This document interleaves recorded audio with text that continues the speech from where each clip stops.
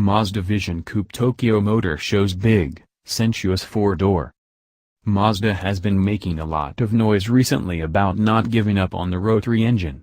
Enough that we started to think it might show a new Ipitaracoid engine concept at this year's Tokyo Motor Show.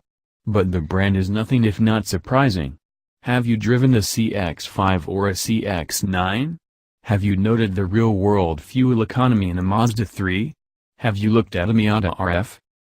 So instead of trotting out the latest in wanka weirdness, today in its home market, the Mazda folks pulled the silk off of a stunning full-size four-door design concept, the somewhat inaptly named Vision Coupe. Known mainly for sporty and affordable smallish vehicles, Mazda hasn't really had an entry in this category since, ever. Well, save for the staid and short-lived 929 of the 90s, and the rotary-powered, 7/8 scale Olds Cutlass, JDM-only road pacer of the 70s, as customers flock to crossovers. It's not exactly a category brimming with vitality, at least in the American market. Sales of the existing Mazda 6 are down in the States by nearly 25% this year, double the market average for cars. And this thing is bigger than that. But the decision is intentional and strategic in Mazda's mission to head upscale and focus on clean design, differentiators from its mass-market Japanese peers. A big sedan has always been the symbol of a brand going premium. It's the icon of a brand, says Julian Mundis, Mazda North America's director of design. It tells that Mazda is becoming serious in reaching that goal.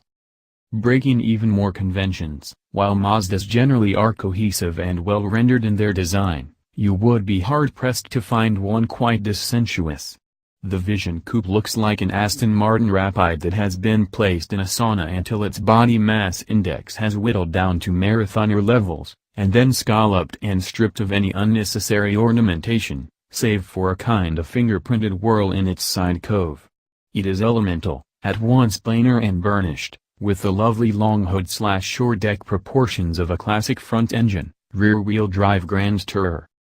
Its interior is similarly edited, doing away with the proliferating screens of other vehicles in the category, utilizing a steady digital analog instrument panel and a sophisticated heads-up display that keeps a driver focused on the road and shows just what is deemed necessary, and nothing else.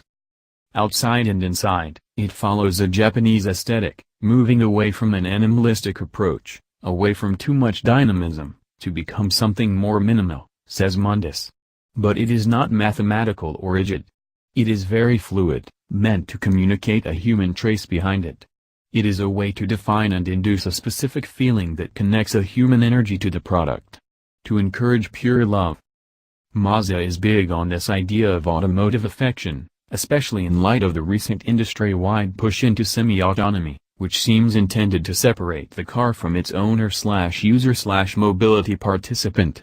The brand believes that the deep connection between humans and their machines should not be rendered invisible or discontinuous, but should be maintained, and even enhanced.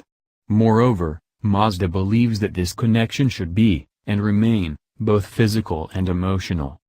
This makes sense for a driver-centric brand that privileges stick shifts, steering feel and zooming. Mazda has made it clear that it is not going to follow the autonomous trend, Montes says. Instead of the car acting as a cocoon, a personal assistant, to insulate and isolate, we believe it should be a co-pilot.